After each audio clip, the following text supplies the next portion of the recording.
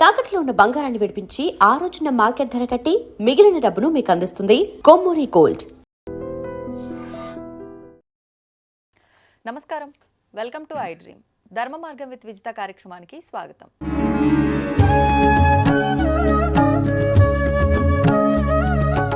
ప్రస్తుతం మనతో పాటు ఉన్న వ్యక్తి గురించి కొన్ని విషయాలు చెప్పాలి. సాధారణంగా మనకు మానవ జన్మ అంత ఈజీగా రాదు.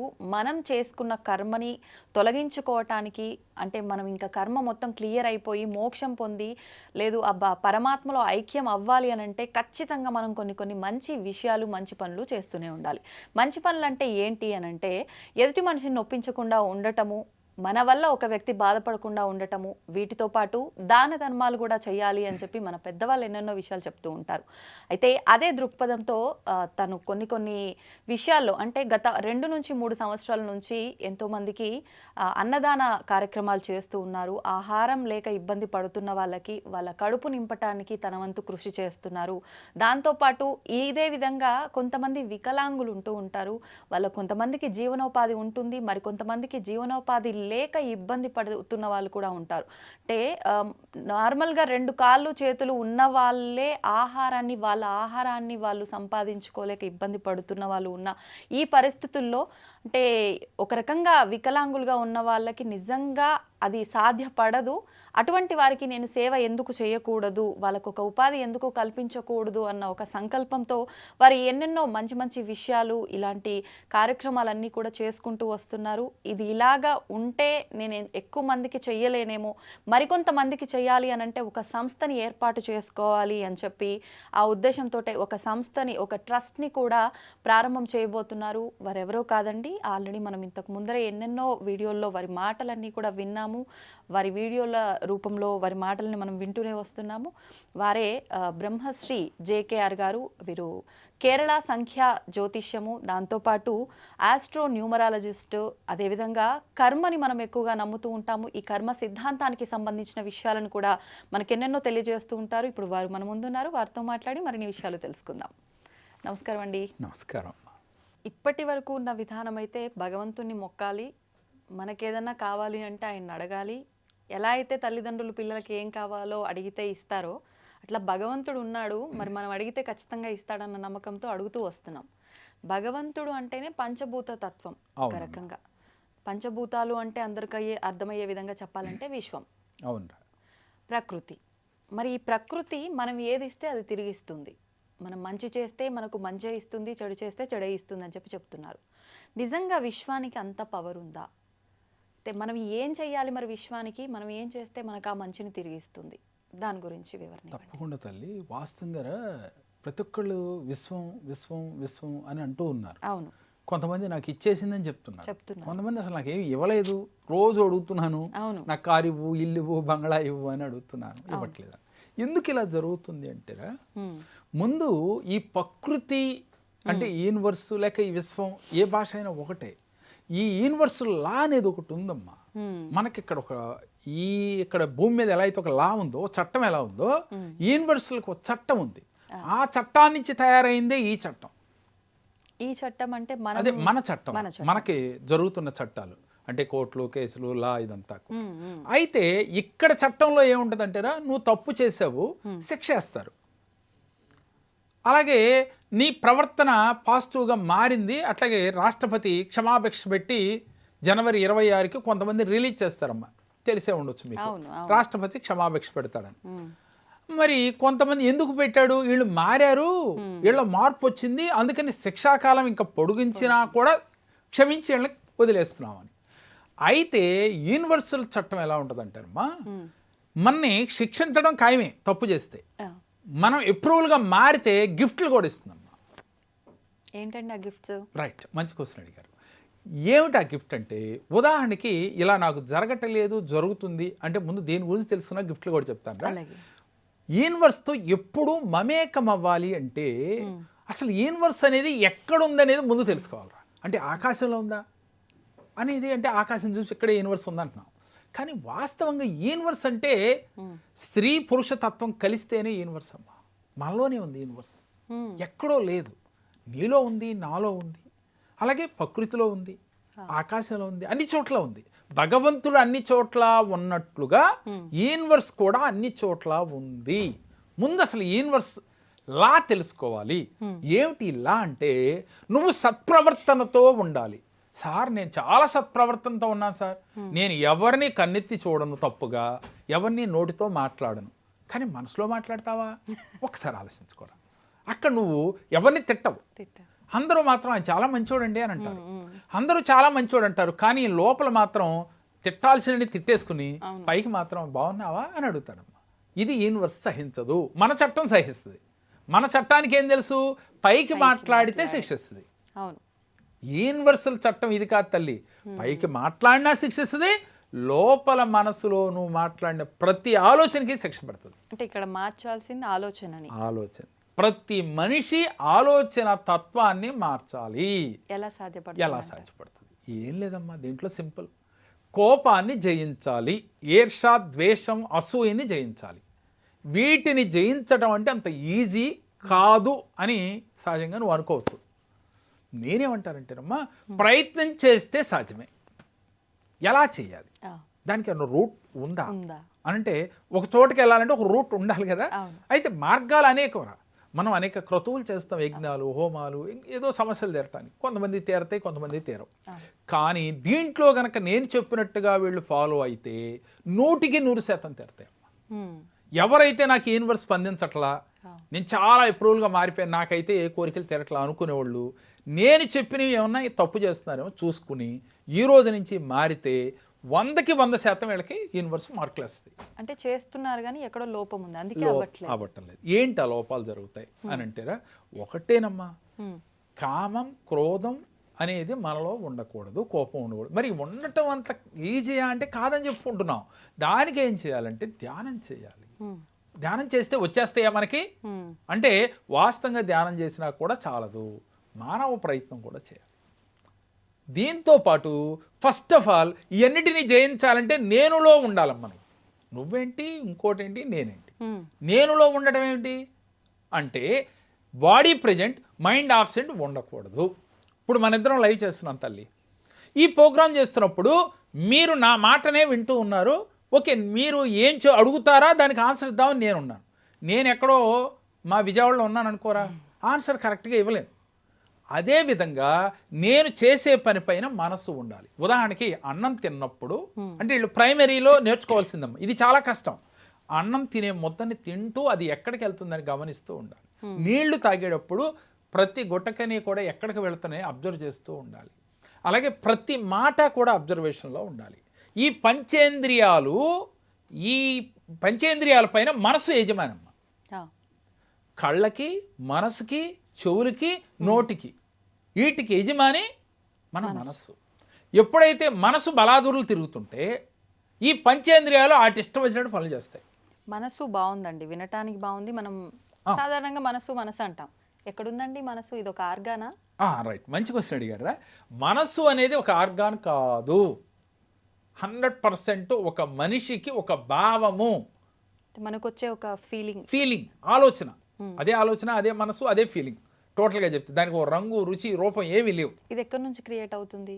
ఆత్మతో పాటే ప్రవేశిస్తుంది. ఇది ఆత్మతో పాటే శరీరంలో, దాని గురించి కూడా ఒక వీడియో చెప్తాను రా మీకు.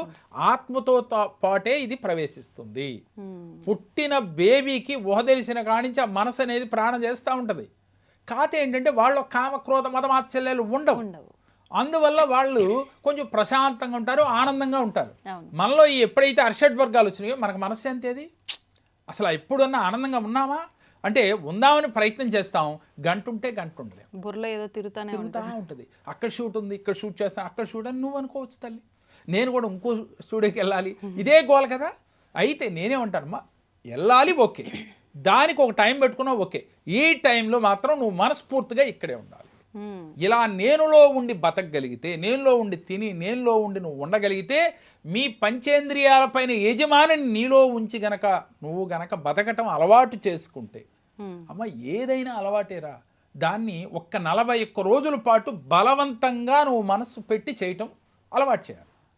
తర్వాత ఆటోమేటిక్గా అది నీలోనే ఉంటుంది. ఏదైనా ప్రక్రియ ఉందా? ఉందమ్మా. దానికి ఏం ప్రక్రియ అంటారా, కళ్ళు మూసుకుని ధ్యానం చేసి శ్వాస పైన ధ్యాస పెట్టడం ముందు నేర్చుకోవాలి. వెళ్ళే గాలి వచ్చే గాలి, ఇన్హేల్ ఎక్స్హేల్, ఈ రెండిటిని గమనిస్తూ ముందు ప్రాక్టీస్ చేయాలి. తర్వాత అన్నం తినేటప్పుడు, స్నానం చేసేటప్పుడు ఇది ఎవరైతే గమనిస్తూ గనక ప్రాక్టీస్ చేశారో నేనులో ఉండటం జరుగుతుందమ్మా. అప్పుడు నేనులో మీరుండి ఏ పని చేసినా మీ మనసు మీ ఆధీనంలోకి వచ్చేస్తుంది. అసలు మీకు ఒకటే గుర్తురా, ఎటువంటి అనారోగ్యాన్నైనా తగ్గించుకునే శక్తి మీ మనసుకు ఉంది. ఎలా అంటే యోగ క్రియలో మనం శవాసనం వేసుకుని పడుకున్న తర్వాత కళ్ళు మూసుకుని మీ మనసు ఎక్కడైతే ఏ ఆర్గాన్ అయితే మీకు ప్రాబ్లం ఉందో, సపోజ్ కిడ్నీ ప్రాబ్లం ఉందిరా, కిడ్నీ పైన మనసు పెట్టి తదేకంగా అలాగే మనసు దాని మీదే ఉంచి అది ఫీల్ అయిపోయినట్టుగా ఫీల్ అవుతూ ఈ యూనివర్స్లో ఉన్న పాజిటివ్ ఎనర్జీ అంతా మీ శరీరంలో వచ్చినట్టుగా ఫీల్ అవ్వాలి. ఇలా ఫీల్ అయితే క్రమక్రమేపీ మీరు వాడే మందులు పనిచేస్తే తొందరగా అది ఫీల్ అవుతాం. ఇది చాలా చిన్న టెక్నికే, కాకపోతే ఉండలేరు, మనసు నిలవదు. నిలవటానికి ప్రయత్నించాలి. దానికి ధ్యానం ఒకటే ముందమ్మా. రెండోది, మనలో ఉన్న ఫ్రీక్వెన్సీ యూనివర్స్లో ఉన్న ఫ్రీక్వెన్సీని ఎప్పుడు మ్యాచ్ చేస్తూ ఉండాలి. ఇలా ఎవరైతే చేస్తారో వాళ్ళు యూనివర్స్తో తొందరగా వాళ్ళ కోరికలు తీర్చుకునేది చేసుకోగలుగుతారు. యూనివర్స్ అంటే ఎంతైనా ఏదైనా ఇవ్వటానికి సిద్ధంగా ఉంటుందమ్మా. అంటే తల్లి లాంటిది, తండ్రి లాంటిది. కాకపోతే ఏంటి అని అంటే యూనివర్స్ లా ఒకటి ఉంది నా తల్లి. పూర్వజన్మలో మనం ఒక అతన్ని చంపేశాడు ఒక వ్యక్తి. చంపితే ఎలా చంపాడు? ఒక రాయి పెట్టి తల మీద కొట్టాడు. అతనికి ఈ జన్మలో తలనొప్పి వచ్చింది. ఈ జన్మలో తలనొప్పి వస్తే అతనికి ఎన్ని మందులు వాడినా తగ్గట్లా. ఏంటి వన్ సైడ్ నొప్పి తగ్గట్లేదు, ఎన్ని మందులు వాడినాను. ఒకరోజు నా దగ్గరికి వచ్చిన తర్వాత అతని జాతకం అంతా చూసి, నాయన ఇది పూర్వజన్మ కర్మలాగా ఉంది, నువ్వు రోజు ధ్యానం చెయ్యి. రాత్రి పడుకునేటప్పుడు నువ్వు మెలకు రాగానే ఒక 10 నిమిషాలు ధ్యానం చేయి, మళ్ళీ పడుకో. ఇలా కొన్ని రోజులు చేసేలోపు నీకు ఒక డ్రీమ్ వస్తుంది, దాన్ని అబ్జర్వ్ చేయి అని చెప్పాను. ఇతను అలాగే చేస్తూ ఉన్నాడు. కొన్ని రోజులు జరిగింది. అలాగే ఒకరోజు అర్ధరాత్రి గడ వాష్రూమ్కి లేసి వచ్చి పడుకుని ధ్యానం చేసి పడుకుంటే ఒక డ్రీమ్ వచ్చింది. ఏంటంటే ఒక పెద్దావిడ్ని ఏదో ఇబ్బంది, ఏదో ఇమ్మంటే ఇవ్వలేదని ఒక రాయి పెట్టి తల మీద కొట్టాడు. ఒక వ్యక్తి, ఇతను కాదు ఇంకో వ్యక్తి, సమయక్స్ కొడితే కల్లో ఇతనికి కొట్టిన తర్వాత ఆవిడ చనిపోయింది. చనిపోయిన తర్వాత అక్కడి నుంచి తనకు మెలకు వచ్చింది. తన చెయ్యి పడుకునేప్పుడు తెలియకుండా ఈ చెయ్యి ఇలాగే ఉండిపోయింది. ఇలా పడుకుని లేస్తే ఈ చెయ్యి ఇలా ఉందంట, ఆ యాంగిల్ అలా. ఏంటి ఇలా ఉంది ఈ చెయ్యి ఎందుకు అంటే ఈ కళకి దీన్ని మ్యాచ్ చేసుకుంటే ఈ చేతిలో రాయి ఉంది. రాయి లేదు రియల్గా, ఇక్కడ చెయ్యి ఎలా ఉంది. ఓహో ఇదని గురువు గారు ఇట్లా ఉంది. అయ్యా నాకైతే అర్థమైంది, ఇది నిజమో కాదో, నిజమైతే నీ సమస్య తీరద్ది. నేను అర్థం చేసుకున్నది, నేను ఊహించింది ఏమిటి, నువ్వు పూర్వజన్మలో ఎవరినో తల మీద కొట్టి చంపావో, ఇబ్బంది పెట్టావో, ఆ కర్మ నీకు ఇచ్చింది. అందువల్ల నీకు ఎన్ని మందులు వాడినా నీకు తగ్గట్లేదు. దీర్ఘ వ్యాధులన్నీ కర్మ ఫలితమే, అందువల్ల నీకు వచ్చిందయ్యా. కాబట్టి నువ్వేం చేస్తావంటే, ఎవరైతే నీకు ఇబ్బంది ఉని నీ దగ్గరికి వస్తే నీకు తోచిన దానం ధర్మం చెయ్యి. ఈ రోజునే పరివర్తన చెందు. యూనివర్స్తో చెప్పు, నేను మారాను, నన్ను క్షమించు, అప్పుడు తెలియక చేశాను అని చెప్పు అని చెబితే అతను అట్లాగే మనసులో రియలైజ్ అయ్యాడమ్మా, పరివర్తన చెందాడు. తెలియకుండా యూనివర్స్ ఎలా పంపించిందంటే ఇతని దగ్గరికి, ఎవరికో బ్రెయిన్ ఆపరేషన్ చేయాలంట. చేయాల్సి వస్తే డబ్బులు లేవు. ఇతనికి మీలాంటి వాళ్ళు నాలాంటి వాళ్ళు వచ్చి ఇట్లా బ్రెయిన్ ఆపరేషన్కి సహాయం ఏమన్నా చేయగలరు అంటే, ఇదేంటి యూనివర్స్ భలే పంపించింది, నిన్నే కదా ఈ కళ వచ్చిందని వెళ్ళి తిను ఓపికలది సహాయం చేశాడు. అలాగే ఇంకొకరికి మైండ్ చెడిపోయి తిరుగుతూ ఉంటే అతను తీసుకెళ్లి అనాథ ఆశ్రమంలో జాయిన్ చేశాడు. ఎప్పుడైతే ఈ జాయిన్ చేసిన వారం రోజులకి ఇతనికి ఈ తలనొప్పి రావటం మానేసింది. ఇది చాలా మిరాకల్గా ఉంది కదా, నేనే ఆశ్చర్యపోయానమ్మా. ఇప్పుడు ఒక చిన్న డౌట్ చెప్పండి. అప్పుడు తగ్గాలని ఆయన కర్మలో ఉందేమో, ఇది ఆచరించడం వల్లే అయిందని ఎట్లా అనుకుంటామండి? అవునమ్మా, మంచి క్వశ్చన్ అడిగారు. నేను దానికి ఓకే కాదని నన్ను, ఇన్ని సంవత్సరాల నుంచి తగ్గనిది ఈ కళ వచ్చిన తర్వాత యూనివర్స్ తెలియకుండా ఇలాంటి సమస్యతో బాధపడే వాళ్ళకి దానం చేసిన తర్వాత, అంటే ఎన్ని కోయిన్సిడెన్స్ మనకి దగ్గరగా ఉన్నాయి. నువ్వు అన్న దాంట్లో ఓకే, నువ్వు వచ్చిన ఆలోచన కరెక్టేరా, కర్మ అక్కడికి తొలగిందేమో అప్పుడు తగ్గిందేమోనండి, అది నేను కాదని అన్నాను. కానీ ఇన్ని కోయిన్సిడెన్స్లు మనం చూస్తుండగా అప్పుడు దాన్ని మనం ఓటేయలేం కదా. అప్పుడు నాకు జరిగిన భావన, వెంటనే నాకు వచ్చిన భావన, ఓ రైట్, యూనివర్స్ అనేది మనకి ఇతనికి ఎలాంటి గిఫ్ట్ ఇచ్చింది చూడరా. సమస్య తెరిచింది, గిఫ్ట్ ఏమిచ్చింది. ఎప్పుడైతే ఇతను దానం చేశాడు కదా, ఇతనికి తెలియకుండా ఫైనాన్షియల్గా అక్కడి నుంచి ఇతను ఏదో ఒక బిజినెస్ చేస్తున్నాడమ్మా. ఆ బిజినెస్ కూడా ఇస్తరాకుల కంపెనీ ఏదో పెట్టాడు. ఆ కంపెనీలో పెద్ద పెద్ద ఆర్డర్లు రావటం, నెలసరికి ఒక 50,000 ఇన్కమ్, ఎక్సెస్ ఇన్కమ్ రావటం. అంటే ఇది గిఫ్ట్. ఇక్కడ సమస్య తీరింది, రియలైజ్ అవడంతో, పరివర్తన చెందటంలో, ఇతను డొనేట్ చేయడంలో మళ్ళీ గిఫ్ట్ కూడా వచ్చింది. యూనివర్సల్ లా ఇలా ఉంటుందమ్మా. అంటే ప్రతి విషయంలో మనం ఈ ఉదాహరణ అప్లై చేసుకోవచ్చు. ఒకటి ఇలాంటి ఉదాహరణలు చాలా ఉన్నాయమ్మా. మా దగ్గరికి వచ్చిన వాళ్ళకి ప్రతి ఒక్కరికి కూడా వివరిస్తాం. అందుకే నేను ఈ రోజున చారిటబుల్ ట్రస్ట్ పెట్టి ఈ దానం చేయండి, ధ్యానం చేయండి అనే ఒక నినాదాన్ని ముందు అందరూ చాలామంది మహానుభావులు చేస్తున్నారు. దాంట్లో మన వంతు మనం చేయాలి. ఈ సొసైటీకి మనం ఏదో చేసిపోవాలి. ఇప్పుడు వరకు నా బిడ్డ, నా భార్య, నా కుటుంబం అని బతికేసాంరా, ఏదో ఒకటి చేయాలి. అందుకని ఈ చారిటబుల్ ట్రస్ట్ను ముందుకు తీసుకొస్తున్నారా. ఇప్పుడు నేను ఓన్గానే చేస్తున్నారా. ఎవరైతే దాతలు ముందుకు వచ్చి నేను చేస్తాము అన్న వాళ్ళని కలుపుకుంటూ వెళ్తున్నాం. ఎందుకని ఇంకొంచెం పెద్దగా చేద్దాము అని. అంటే ధ్యాన మందిరం కట్టాలి, చారిటబుల్ ట్రస్ట్ కట్టాలనే ఉద్దేశంతో ఎవరైతే చేయాలనుకున్నారో వాళ్ళు కన్నా పర్సనల్ నెంబర్ కాంటాక్ట్ చేస్తే వాళ్ళు కూడా భాగస్వాములు కావచ్చమ్మా. ఎందుకని ప్రతి ఒక్కరూ కూడా సొసైటీకి ఏదో చేసిపోవాల్సిందే. మనం ఎంతసేపు మన కోసమే కాకుండా, మన బిడ్డల కోసం కాకుండా, సొసైటీ కోసం ఎవరైతే చేస్తారో వారు చేస్తున్న దాంట్లో అభివృద్ధి చెంది తీరుతారు. ఇదే యూనివర్సల్ లా అమ్మ.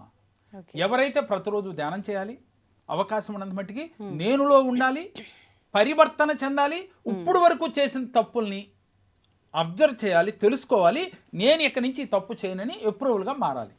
మారితే యూనివర్స్ మనకి మీ సమస్యలు తెలుస్తుంది, గిఫ్ట్ కూడా ఇస్తుంది. సూపర్. అంటే ఏం లేదు మనం పెద్దగా చేయాల్సింది, మీరు అన్నట్టు ధ్యానం చేయడం, బాడీ ప్రెజెంట్, మైండ్ ఆబ్సెంట్ కాకుండా ఉన్న దగ్గరే ప్రెజెన్స్, మన ప్రెజెన్స్ ఉండాలి. అంతేనమ్మా, అంతే, అంతకు మించి ఏం లేదు. చాలా సింపుల్గా తల్లి. కానీ కొత్తలో చాలా కష్టం, అలజడి ఉంటుంది. చాలా క్లిష్టం, కష్టం. ప్రాక్టీస్ చేస్తే అవును 100% సత్యం. ఇప్పుడు ప్రాక్టీస్ అనేది ఒక్కొక్కరికి ఒక్కొక్క సమయం పడుతుంది కదండి. పడుతుందమ్మా. అంటే ఎలా ఉంటుందంటారు, వాళ్ళ కర్మని బట్టి, వాళ్ళు ఉన్న స్థితిని బట్టి, వాళ్ళ గ్రహస్థితిని బట్టి. అంటే నేను ఒక ఆస్ట్రోన్యూమరాలజిస్ట్గా, అలాగే నియమాలజిస్ట్గా, జామాలజిస్ట్గా ఎన్నో శాస్త్రాలు ఇన్ని నేర్చుకున్న దాని మీద ఒక్కొక్కళ్ళ మీద ఒక్కొక్క రకంగా ఇంప్లిమెంట్ అవుతుందమ్మా. అందరికీ ఒకేసారి అయిపోతుంది, 10 రోజుల్లో అవుతుంది, 20 రోజుల్లో అవుతుంది అనేది అబద్ధం. ఒక్క రోజులో కూడా మారిన వాళ్ళు కూడా ఉన్నారు.